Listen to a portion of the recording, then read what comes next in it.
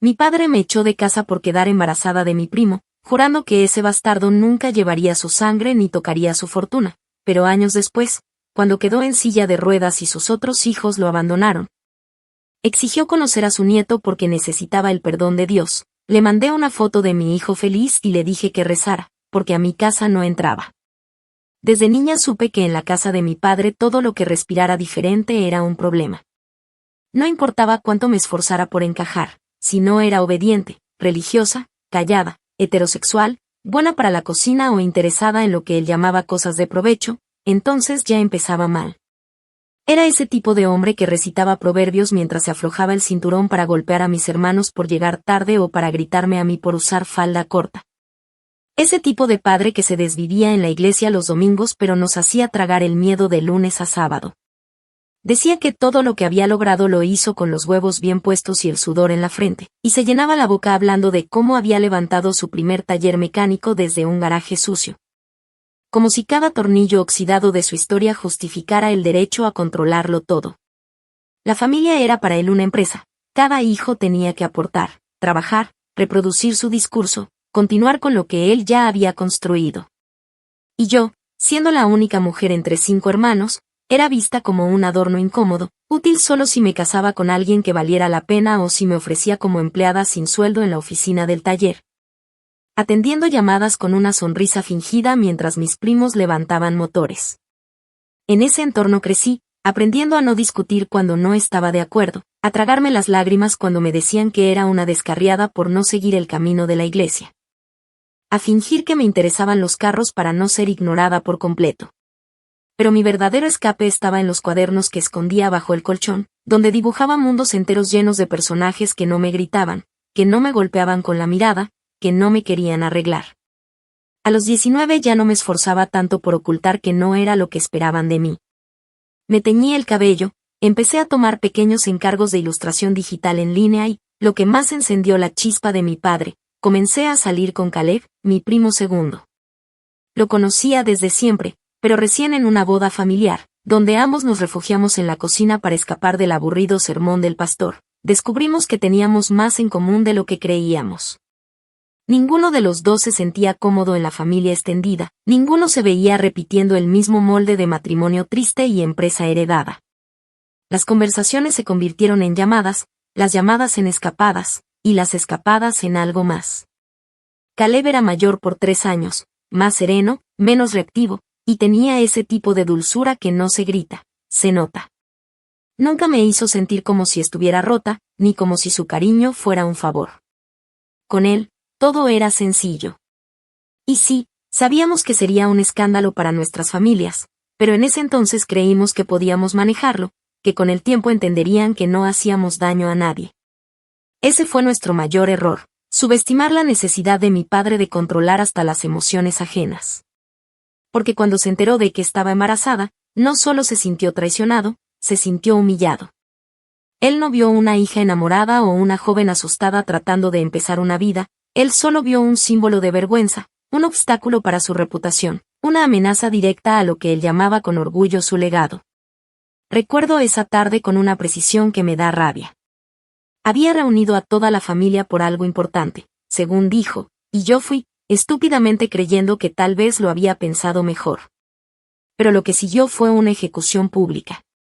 Se paró al frente de todos, con la voz firme, con esa mirada de juez supremo, y dijo, como si lo estuviera leyendo de un veredicto, que yo estaba embarazada de ese degenerado de Caleb y que a partir de ese momento dejaba de ser su hija. Dijo, y no se me olvida, que ese bastardo no llevaría su sangre, ni tocaría su fortuna, ni pisaría su casa. Mis hermanos se quedaron mudos. Uno bajó la mirada, otro apretó los labios, pero ninguno hizo nada. Mi madre quiso intervenir, pero él le lanzó una mirada que la congeló. Fue Caleb quien se paró, tomó mi mano y me dijo que no tenía que quedarme a escuchar más. En medio del silencio, mi padre gritó que si cruzaba esa puerta con él, no volviera jamás. No dije ni una palabra. Solo crucé. Esa noche dormimos en el sofá de una amiga mía en Tucson. Yo con la cara mojada, Caleb con el alma hecha trizas por haberme arrastrado a esa tormenta, y los dos tratando de convencernos de que podríamos con todo. Teníamos $20 en la cartera, una bolsa con 2 mudas de ropa y una prueba de embarazo que aún no habíamos tirado. Ese fue nuestro punto cero. Desde ahí empezó nuestra verdadera historia. Y aunque dolió, aunque costó cada centavo y cada lágrima, también fue el inicio del día en que dejé de pedirle permiso al mundo para existir. Actualización 1. Pasaron semanas antes de que pudiera mirar el espejo sin quebrarme por dentro. Vivir en el sofá de otra persona, con el estómago revuelto por las náuseas y la cabeza hecha un caos por todo lo que habíamos dejado atrás, se sentía como habitar una pausa eterna, como si la vida estuviera en espera, aguardando a que algo, lo que fuera, nos diera una señal de que estábamos yendo por el camino correcto. Mi amiga Lisa nos dejó quedarnos en su pequeño apartamento, un segundo piso viejo con paredes delgadas y cocina mínima, mientras ella se turnaba el cuarto con nosotros, y aunque nunca nos cobró ni un centavo, yo no podía evitar sentirme una intrusa. Me levantaba temprano, limpiaba todo lo que podía, cocinaba aunque apenas tolerara los olores, y buscaba trabajos en línea que pudieran hacerme sentir mínimamente útil. Caleb, por su parte, aceptó de inmediato lo que encontró: cargar cajas en una empresa de mudanzas que trabajaba desde las 4 de la madrugada hasta pasado el mediodía. Llegaba destrozado, con las manos marcadas, pero aún así se sentaba a mi lado y me preguntaba cómo me había sentido, si el bebé se había movido o si había comido bien. Yo sabía que no era la vida que él quería para nosotros, pero también entendí que había algo en esa precariedad compartida que nos fortalecía. Íbamos a las citas médicas en un centro comunitario donde los turnos se daban desde las 6 de la mañana y las salas estaban llenas de madres solteras, migrantes y chicas igual de jóvenes que yo. La doctora que me asignaron, una mujer menuda con cara de cansancio eterno pero voz suave, me explicó con paciencia cada cosa que mi cuerpo iba a enfrentar. Y me dio un folleto doblado en 3 con opciones de ayuda estatal. Fue ahí donde empecé a darme cuenta de que el mundo no se detenía por un rechazo familiar. No era fácil, claro que no. Recuerdo un día en particular en el que me senté en la ducha con el agua caliente cayendo sobre mí porque tenía contracciones tempranas y no podía darme el lujo de faltar al turno en el café donde había conseguido empleo como cajera. El uniforme me apretaba, los pies me ardían y el olor a café me revolvía el estómago, pero necesitaba ese cheque. Cada dólar que entraba lo apuntábamos en una libreta que Caleb y yo compartíamos como si fuera un mapa de guerra: renta, pañales, vitaminas, comida, gasolina. Con los meses, empezamos a sentirnos parte del barrio. La señora del piso de abajo, que vendía tamales los fines de semana, me regalaba uno cada domingo para el bebé. Lisa me prestó una vieja laptop y empecé a dibujar de nuevo, ofreciendo retratos digitales en un grupo de Facebook para madres emprendedoras. Caleb, que no había terminado la escuela técnica, se inscribió en un curso gratuito de soldadura los sábados por la tarde. Yo le ayudaba a estudiar, leyéndole las instrucciones en voz alta mientras él me corregía los nombres de las herramientas. Había noches en las que no teníamos energía ni para hablar, pero solo con que él me pusiera la mano sobre el vientre mientras el bebé pateaba, sentía que todo tenía sentido. Samuel nació un miércoles por la tarde en la sala de partos número 3 del Hospital del Condado. Fue un parto largo, doloroso, sin epidural porque el seguro del estado no la cubría, pero Caleb estuvo ahí, tomándome la mano aunque casi se desmayara del susto cuando rompí fuente. Nunca olvidaré la expresión en su cara cuando escuchó el primer llanto. Fue una mezcla de asombro, alivio y orgullo, como si de pronto todo lo que habíamos vivido tuviera un solo significado. Lo llamamos Samuel porque ese nombre nos había acompañado desde que supimos que estaba en camino. Lo habíamos leído en un mensaje que nos mandó el padre de Caleb, el único familiar que no nos juzgó cuando se enteró del embarazo. En la nota que acompañaba un cheque de $50 decía: llamen a ese niño como quieran, pero si lo llaman Samuel, sabrán que su abuelo lo bendice desde lejos. Y así fue. La primera noche en el hospital, mientras Sam dormía envuelto como un burrito en la cuna de plástico transparente, yo lo observaba con una mezcla de miedo y amor tan intensa que no podía moverme. Caleb dormía en la silla de metal, con el cuello torcido y las ojeras profundas, pero con una sonrisa aún dibujada en la cara. Yo tenía puntos en el cuerpo, los senos inflamados, el alma remendada a mano, y aún así sentí una paz que nunca antes había sentido. Pensé en mi padre. Pensé en su cara si alguna vez llegaba a ver a mi hijo. Pensé en si lo vería como lo que realmente era, un niño amado, un niño deseado, un niño fuerte, no como el bastardo con el que había escupido el piso. Y no lloré por su ausencia. Lloré por la mía, por todo el tiempo que pasé deseando que él me mirara con el mismo amor con el que yo ahora miraba a Sam. Esa noche supe, sin necesidad de decírmelo en voz alta, que ese hombre ya no tenía espacio en mi vida.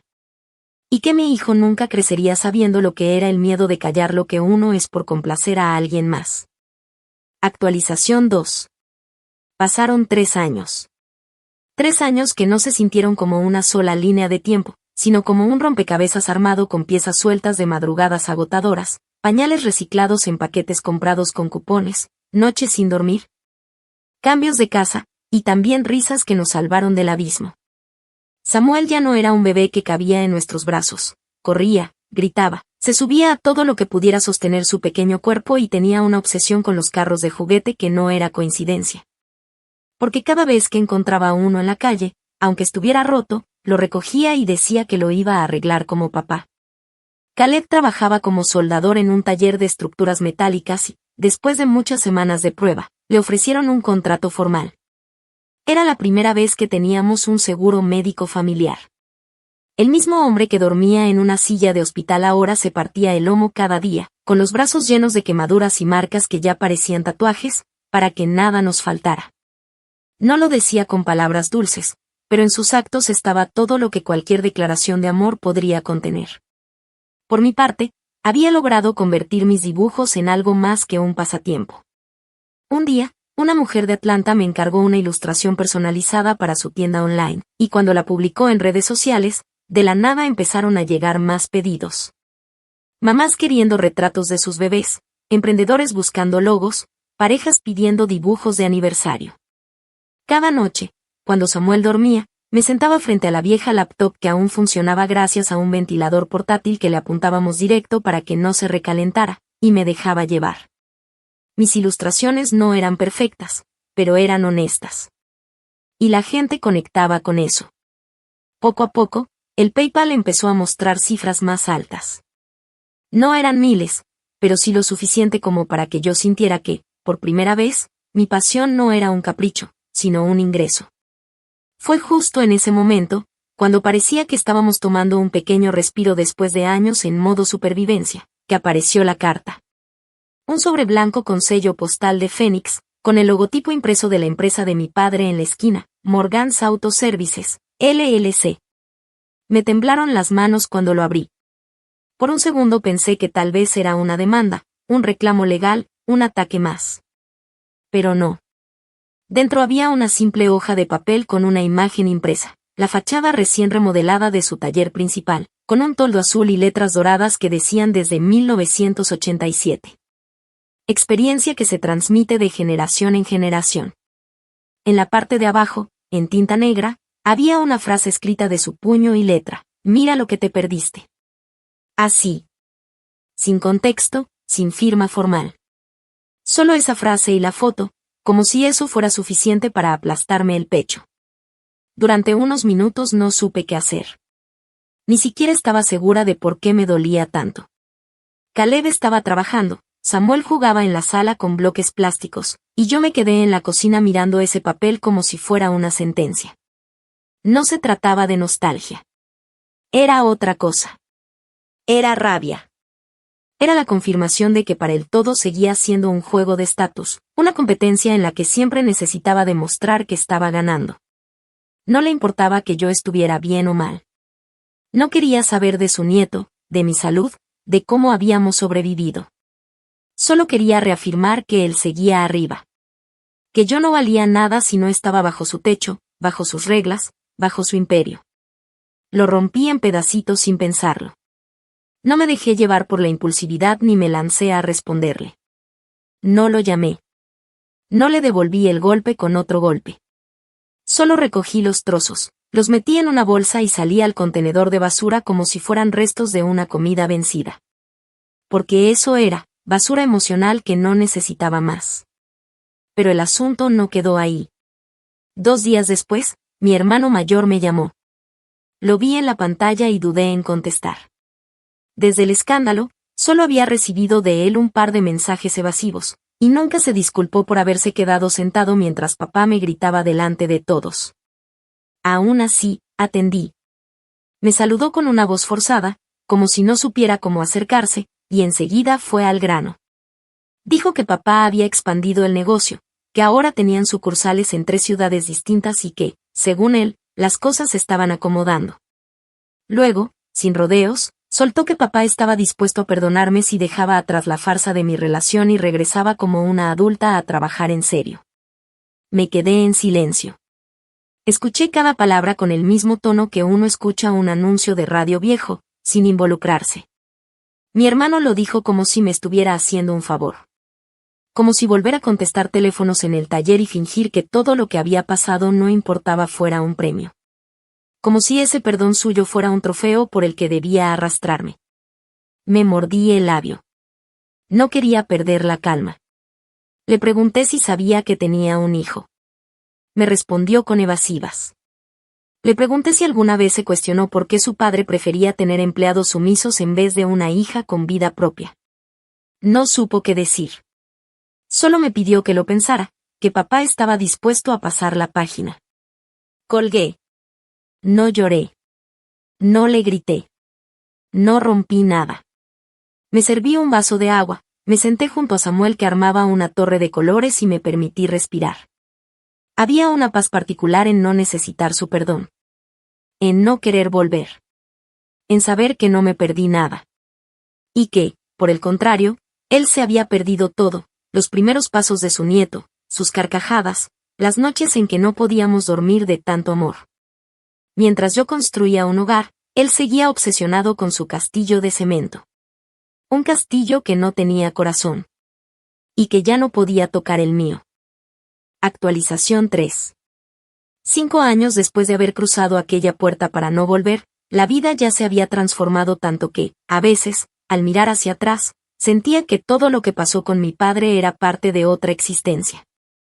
Samuel tenía 6 años, estaba en primer grado, aprendía a leer, a sumar, a atarse los cordones, y cada vez que me miraba con esos ojos gigantes llenos de curiosidad, recordaba que había hecho lo correcto. Caleb y yo nos habíamos mudado a Albuquerque por una oportunidad que él no podía dejar pasar. Una empresa grande de fabricación de estructuras le ofreció trabajo con beneficios completos, mejores condiciones, un sindicato fuerte y posibilidades reales de ascenso. No lo pensamos mucho. Dejamos atrás Tucson con nostalgia, sí, pero también con la certeza de que estábamos construyendo algo más grande que nuestra historia pasada. Yo ya tenía una base de clientas estable para mis ilustraciones, e incluso una página web que Caleb y un amigo suyo habían montado para mí como regalo de aniversario. No era millonaria, pero por primera vez en mi vida, ganaba dinero haciendo lo que amaba. Pagábamos renta sin atrasos, llevábamos a Sam al pediatra sin miedo, teníamos una vieja camioneta que nos llevaba a todas partes, y lo más importante, dormíamos en paz. Nadie nos gritaba. Nadie nos juzgaba. Nadie nos pedía permiso para existir. Fue en medio de esa calma, justo cuando sentíamos que por fin habíamos dejado atrás todo, que el pasado tocó la puerta otra vez. Literalmente. Una noche, mientras terminaba de empacar unos pedidos personalizados que debía enviar por correo, vi en el celular una publicación compartida en uno de esos grupos locales que se usan para vender cosas o pedir recomendaciones. Al principio no le presté atención, pero el nombre del autor me llamó la atención. Una enfermera que solía trabajar en Phoenix. Hablaba sobre un accidente de tránsito que involucraba a 2 personas, un hombre de edad avanzada y un joven, ambos conocidos empresarios locales. El auto en el que iban se había salido de la carretera y chocado contra una zanja. El conductor, según decía la publicación, era el menor de los hermanos Morgan. Y el pasajero, quien quedó parapléjico, era el fundador y dueño de Morgan's Auto Services. Mi padre. Me quedé inmóvil. Por un segundo pensé que se trataba de otra familia, de una coincidencia de nombres, pero al seguir leyendo, confirmé que no había lugar a duda. Las fotos eran claras. En una se veía a mi hermano menor, con una férula en el brazo, sonriendo incómodo ante la cámara, y en otra se leía el encabezado de una campaña de donaciones. Ayúdanos a adaptar la casa y el negocio de nuestro padre. Todo suma. Dios recompensa. El rostro de mi padre, en silla de ruedas, con los ojos apagados y una expresión de falsa humildad, me observaba desde la pantalla. La silla era motorizada, negra, y contrastaba con la bandera americana que alguien había colocado detrás de él, como si todo ese montaje tuviera un propósito político, emocional o religioso. Dios provee, decía el cartel al fondo. Durante algunos minutos no supe cómo sentirme. Caleb llegó justo cuando yo releía por cuarta vez la publicación. Le mostré el teléfono en silencio. Él lo leyó, suspiró hondo y luego me miró sin decir nada. No hacía falta. Ambos sabíamos lo que aquello significaba, que el gran patriarca había caído. Que el hombre que nos había expulsado como si fuésemos peste ahora necesitaba ayuda. Y no solo ayuda física o médica. Ayuda económica. Pública. Humillante. Esa noche cenamos sin hablar mucho, como si estuviéramos digiriendo algo más que arroz y pollo. Después de acostar a Sam, me senté sola en el porche, bajo la luz tenue del foco, viendo cómo las sombras de los árboles se movían con el viento. No sentía placer, ni satisfacción, ni lástima. Sentía una extraña mezcla de vacío y claridad. Como si por fin pudiera ver a mi padre tal cual era, un hombre débil disfrazado de hierro, alguien que nunca supo amar más allá del control. Al día siguiente comenzaron los mensajes. Primero fue mi madre, desde un número que no reconocí. Me escribió con un tono seco, como si no supiera cómo acercarse. Tu papá tuvo un accidente. Está en silla de ruedas. Dice que quiere verte. No respondí. Luego vinieron mis hermanos, uno por uno. Algunos con culpa, otros con arrogancia. Uno de ellos me escribió, independientemente de lo que haya pasado, sigue siendo nuestro papá. Está mal. Necesita a su familia.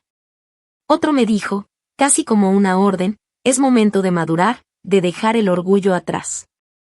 Y ahí me di cuenta de que, para ellos, seguir el juego del patriarca seguía siendo más cómodo que confrontar la verdad. Que yo no me había ido, me habían echado. Que no fue un error de juventud, fue una condena voluntaria. Que lo que ellos llamaban orgullo era mi instinto de supervivencia. No contesté ninguno de los mensajes. Ni una sola palabra. Me limité a observar cómo su desesperación crecía, cómo insistían, cómo justificaban. Caleb, al ver que no respondía, me abrazó una noche y me dijo que no me sentía obligada a nada, que lo que hiciera debía salir de mí, no de la presión de una historia familiar que me habían impuesto. Le agradecí sin decirlo. Solo apoyé la cabeza en su pecho y cerré los ojos. En mi interior, sabía que esto recién empezaba. Porque si algo conocía bien de mi padre, era que nunca pedía nada por amor. Siempre había una intención, una estrategia, una necesidad detrás. Y esta vez no sería distinto. Ahora que estaba débil, ahora que sus hijos favoritos ya no lo soportaban, ahora que su negocio empezaba a colapsar, ahora que el mundo ya no giraba bajo sus pies, ahora sí, quería mirar atrás. Pero yo no pensaba hacerlo. Porque la diferencia entre él y yo era simple, yo no necesitaba venganza. Ya la tenía. Vivía con ella todos los días. Se llamaba libertad. Y eso era algo que él nunca pudo comprar. Actualización 4. 2 años después, el tiempo ya no dolía como antes, pero la memoria no dejaba de girar de vez en cuando, como una aguja vieja que aunque ya no corta, todavía raspa. Samuel había crecido con la velocidad de quien no pide permiso para existir. Tenía 8 años, los dientes chuecos, la risa fácil y un amor por el béisbol que nadie le enseñó, pero que se le instaló en el cuerpo como si hubiera nacido con él. Jugaba en una liga infantil del vecindario, una de esas donde los padres se turnan para traer jugo, aplaudir aunque los niños fallen y gritar los nombres de sus hijos como si fueran estrellas de las grandes ligas. Caleb y yo nunca faltábamos. Cada sábado nos poníamos las camisetas con su número y lo veíamos correr por la tierra suelta del campo como si el mundo se resumiera en llegar a home sin que lo tocaran. Lo veíamos libre. Feliz. Y esa felicidad era también nuestra. Una tarde, después de un juego particularmente emocionante, donde Samuel conectó su primer jonrón y corrió por las bases como si estuviera huyendo del pasado, le tomé una foto. Tenía el casco mal puesto, el uniforme lleno de tierra, la medalla colgando torcida en el pecho, y los ojos brillando como si el cielo lo hubiese aplaudido también. Capturé ese momento con el celular, y no lo compartí con nadie más que con Caleb. Era nuestra pequeña celebración, una pizza de pepperoni, helado de vainilla y una película animada en casa con mantas por todas partes.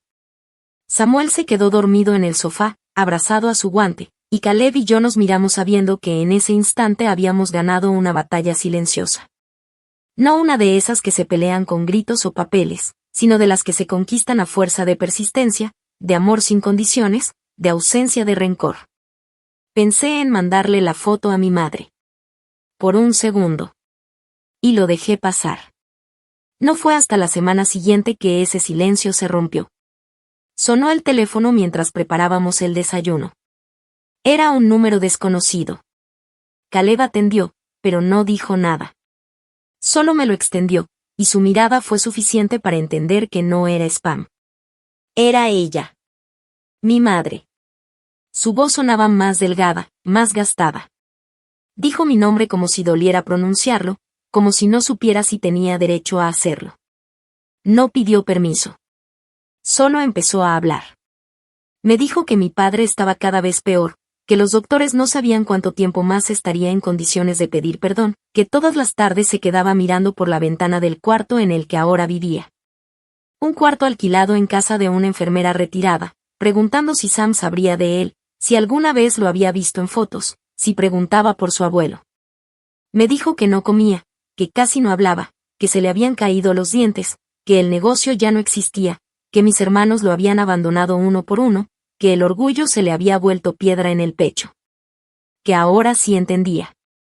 Que ya sabía todo el daño que había hecho. Pero sobre todo, que quería ver a su nieto antes de morir, aunque fuera solo una vez. Me quedé en silencio. No por tristeza. Por furia. Por ese tipo de rabia que uno entierra hondo para poder seguir, pero que cuando asoma de nuevo, lo hace con una lucidez que corta. Ella dijo que no era una súplica, pero lo era. Que no me estaba presionando, pero lo hacía. Que solo estaba cumpliendo el deseo de un padre arrepentido. Me pidió que pensara en el alma, en el perdón, en Dios. Me dijo que la vida da muchas vueltas. Que a veces uno se traga el orgullo por el bien de los hijos. Que yo no tenía que volver, ni hablarle, ni decir nada. Solo que le dejara ver a Samuel, aunque fuera de lejos. Yo escuchaba, pero no la oía. Porque dentro de mí ya estaba todo decidido desde hace años. Lo único que cambió esa llamada fue que me dio la certeza de lo que haría. Le pedí su correo electrónico. Se lo di con voz firme. Ella balbuceó un gracias, colgó, y no volvió a llamar. Esa noche, me senté en la sala cuando Samuel ya dormía. Busqué la foto de su jonrón, la misma que había guardado como un pequeño trofeo emocional. Le agregué un texto breve, simple, sin espacio para malas interpretaciones. En el asunto puse, aquí está tu nieto. Y en el cuerpo del correo solo escribí una palabra, reza. Adjunté la imagen y apreté enviar sin vacilar. No hubo segundo intento. No hubo carta. No hubo llamadas después. Bloqueé su dirección y eliminé todo rastro. No porque me diera miedo que insistieran, sino porque no pensaba regalarles otra oportunidad para convertir mi paz en un espectáculo. 2 días más tarde llegó un ramo de rosas rojas a la casa. La tarjeta decía, Dios te bendiga. No tenía firma. Supuse que fue ella. O él. O ambos. Lo miré por un rato, lo olí, y lo dejé sobre la mesa sin decirle nada a Caleb. Al final del día, lo llevé al contenedor de compostaje detrás del garaje. Lo hundí entre cáscaras de plátano, restos de zanahoria y servilletas usadas. No por desprecio, sino porque me pareció irónico. Algo tan cuidadosamente armado, descomponiéndose con la vida real. No lo hablé con Samuel. No le mostré la foto enviada. No le expliqué quién era el remitente. No por secreto ni por vergüenza. Sino porque entendí que él merecía crecer sin cargar los errores de nadie. Ni los míos, ni los de Caleb, y mucho menos los de un hombre que lo negó antes de que pudiera respirar. Si algún día me pregunta, le contaré. Sin filtros. Sin drama. Solo la verdad. Pero no antes. Porque si algo me juré aquella tarde en que me echaron de casa con una maleta y un embarazo que apenas cabía en mi vientre, fue que mi hijo jamás crecería en un hogar donde el amor se dé a cambio de obediencia. Donde el perdón se reclame como si fuera un cheque. Donde la sangre se excusa para herir y luego para fingir compasión. Y así fue como respondí a la súplica de un hombre que quiso borrarnos del mapa. No con gritos. No con odio. Solo con la imagen de la vida que él decidió perderse. Una vida que sigue creciendo, fuerte, libre, feliz. Tan lejos de su apellido como de su miseria emocional. Porque a esta casa, aunque esté llena de amor, no entra cualquiera. Mucho menos él. Actualización final. Pasaron 2 años más, y con ello se cerró algo que nunca pensé que cerraría. No fue una reconciliación, no fue una conversación pendiente ni una visita última con lágrimas fingidas o palabras de paz tardías. Fue, simplemente, el fin. Un día cualquiera, mientras salía del supermercado con Samuel, ya con 10 años, más alto, más preguntón, más él, revisé el celular y vi una notificación de correo de un despacho jurídico de Phoenix. El nombre me era vagamente familiar, pero no porque me interesara, sino porque en algún momento del pasado mi madre lo había mencionado en uno de sus mensajes que nunca contesté. El asunto decía, citación para lectura de Testamento Morgan, Joseph A. Me detuve unos segundos frente al carro de compras, bajo el sol directo, mientras Sam acomodaba los jugos en el asiento trasero, y por primera vez en mucho tiempo sentí que el pasado me respiraba en la nuca. No fue sorpresa. Fue certeza. Mi padre había muerto. No lloré. No sentí alivio. No sentí tristeza. Lo que sentí fue algo más abstracto, como una página que se da vuelta sin esfuerzo porque ya no queda tinta en ella. Entré al auto, guardé el teléfono en silencio y conduje hasta casa sin mencionar nada. Esa noche, mientras Caleb preparaba la cena y Samuel veía televisión, abrí el correo completo. El despacho informaba que el fallecido había dejado un testamento y que, como potencial beneficiaria, estaba invitada a una lectura formal que se llevaría a cabo el sábado siguiente. Había una dirección, una hora, y una breve nota que decía que su presencia no es obligatoria pero se recomienda su asistencia para efectos legales. Cerré la computadora. Me preparé un té. No sabía si quería ir. Pero algo en mí necesitaba escuchar con mis propios oídos lo que ese hombre había hecho al final. No por curiosidad morbosa ni por esperanza. Solo por justicia emocional. Volé sola a Phoenix el sábado por la mañana. Samuel se quedó con Caleb. No era un viaje para él. El despacho era un edificio viejo con alfombra gris gastada, sillas incómodas y una recepcionista que me miró sin sorpresa cuando dije mi nombre. Me acompañaron a una sala donde ya estaban sentados 3 de mis hermanos. No me saludaron. Yo tampoco lo hice. El ambiente era seco, cargado de un resentimiento antiguo que ninguno de nosotros se molestó en disimular. El abogado, un hombre de unos 60 años, delgado, con un tono neutro como si llevara años lidiando con familias rotas, entró con una carpeta en la mano y comenzó a leer. El testamento empezaba con una lista de deudas, tarjetas de crédito, préstamos bancarios, hipotecas dobles, facturas médicas. El negocio que alguna vez presumió como herencia se había derrumbado después del accidente. Los socios se retiraron, los empleados demandaron por falta de pagos y los bancos embargaron todo. Lo que quedaba era humo. Ruinas. El supuesto imperio no era más que una pila de papeles firmados con desesperación y orgullo roto. A cada hijo varón se le dejaba lo correspondiente en función de su entrega al legado familiar. Lo correspondiente resultó ser una participación legal en una empresa inexistente, acompañada de todas sus deudas operativas. Ninguno habló.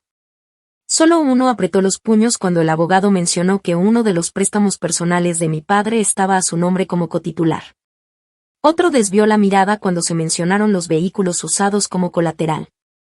Y luego vino mi nombre. Esperé un insulto post-mortem. Una última forma de deshonra. Pero no. Simplemente no figuraba.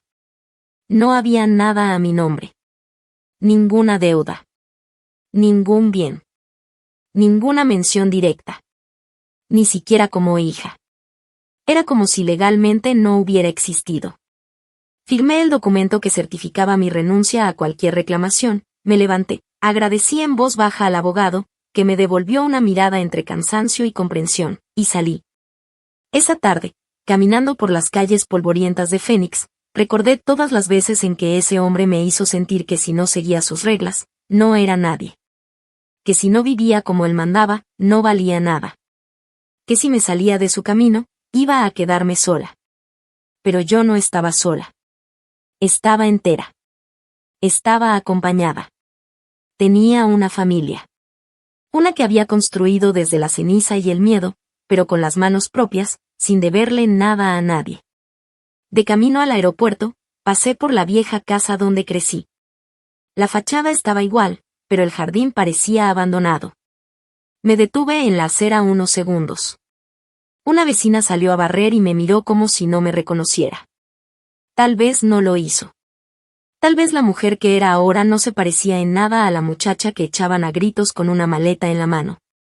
Me fui sin mirar atrás. De vuelta en Albuquerque, Samuel salió corriendo a abrazarme en el aeropuerto como si hubieran pasado semanas. Caleb me cargó la mochila, me dio un beso en la frente y no preguntó nada. Ya sabía. Ya todo estaba dicho. Esa noche cenamos juntos en la terraza. Había viento, el cielo se llenaba de nubes y el aire olía a tierra mojada. Samuel preguntó por qué había viajado sola. Le dije que fui a cerrar un asunto del pasado. Que a veces los adultos también necesitan decir adiós para poder seguir. Él no preguntó más. Me abrazó y se fue a dormir. Caleb me sirvió una copa de vino y me la tendió sin hablar. Brindamos en silencio. Cuando me recosté en su hombro, sentí que por fin había cerrado algo. No con palabras. No con gritos. Con hechos. Con presencia. Con dignidad. Mi padre murió sin haber conocido al niño que pudo haberlo salvado del vacío. Murió sin haber escuchado una carcajada de Sam, sin haber tocado su mano, sin haber sentido su ternura. Murió como vivió, negando todo lo que no podía controlar. Pero yo no lo odiaba. No sentía lástima. Solo entendía que hay gente que nunca va a cambiar, aunque el cuerpo se les apague, aunque la vida los castigue. Y no es mi tarea rescatarlos de eso. Mi única responsabilidad era proteger lo que construí. Y eso hice. Cada vez que Samuel ríe, cada vez que corre libre, cada vez que me mira con amor, sé que lo hice bien. Lo que él perdió, lo que yo perdí, ya no importa. Porque todo lo que somos ahora es nuestro. No herencia. No perdón obligado. No culpa disfrazada de familia. Solo vida. Y eso es mucho más de lo que él dejó atrás.